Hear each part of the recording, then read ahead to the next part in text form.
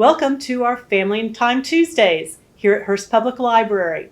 Normally I'd have you in with me, but unfortunately I can't do that right now. So I'm bringing to you a taste of what we might have done for you this summer.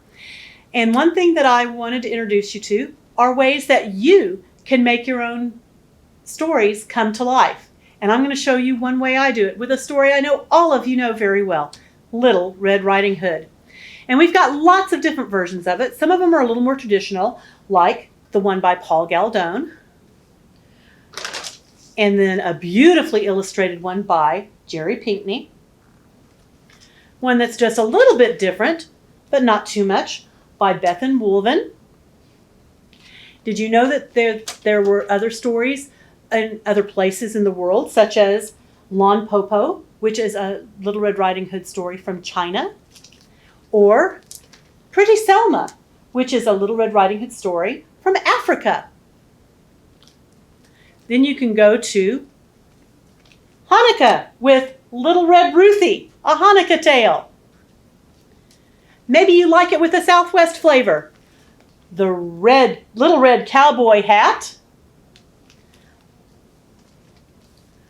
Or Little Red Riding Hood, a Newfangled Prairie Tale. She's riding a bicycle. That's a little different, isn't it?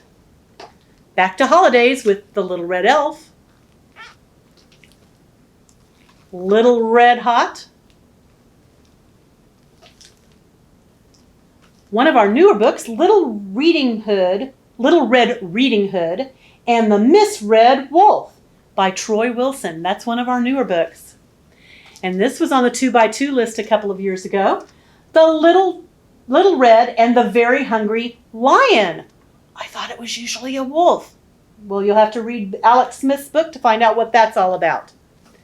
Then you can learn from different perspectives, like the Wolf's Tale, just on the opposite side of Little Red Riding Hood. And that's by Della Rowland, if you want to find out what the wolf thinks about it all. And then Little Red Writing. It's not even about a little girl. Read and find out what that's all about. My tradition is going to be a little more traditional, but it's based a little bit on Red Riding Hood by James Marshall. But I do my own take on it, and it never comes out the same way twice. So if yours doesn't, that's okay too. So one day, Little Red's mom got a call from Grandma. Grandma was sick. So she told Little Red Riding Hood, "Sweetie, could you take this basket of goodies? I've got some chicken soup, I've got some whole wheat bread and some oranges, and of course my famous chocolate chip cookies that Grandma loves. Could you take them to Grandma's? You know the way. Take the shortest cut possible, and you'll get there. She's expecting you." "Okay, Mama." "And remember, do not talk to any strangers on the way." "Okay, got it. Shortest way, no talking to strangers. Got it." So off Little Red Riding Hood went. La la la la la la la la la la la. But you know who showed up? The big bad wolf. "I'm not really big and bad. I just play them in puppet shows. I told you this before because I only have 2 teeth. See? Can't do much damage with that. But I do play a convincing big bad wolf." And so he sniffs the air and he smells cookies! Mom's famous chocolate chip cookies. And they're coming from that little girl's basket.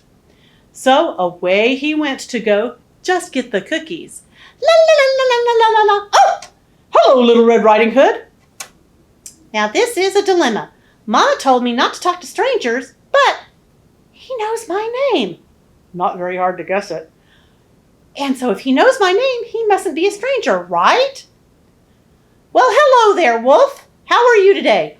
"I'm very hungry, and I can tell you've got yummy things in there to eat." "Oh, they're for my grandma. I gotta take them to her." "Well, the road's closed ahead, so you'll need to take the next shortest route to Grandma's house." "Oh, rats. I was on my way and making such good time." "Okay, so what you do is you go left and right, then left and right, then left and right, then left and right. That'll let you out right at Grandma's house." "Okay, I go. Which way do I go first?" "Go to the left." "Okay. left and right and left. And as she went along her way, the wolf took the shortcut to Grandma's house and knocked on the door. Who is it? It's Little Red Riding Hood. You sound worse than I do. Well, I'm a little winded from cutting so quickly through the forest. Oh, well, okay, come on in then, dear. So in he went, but the second that Grandma saw him, she ran into the closet and locked the door, dropping her bonnet. And that gave the wolf an idea. Oh, I have an idea.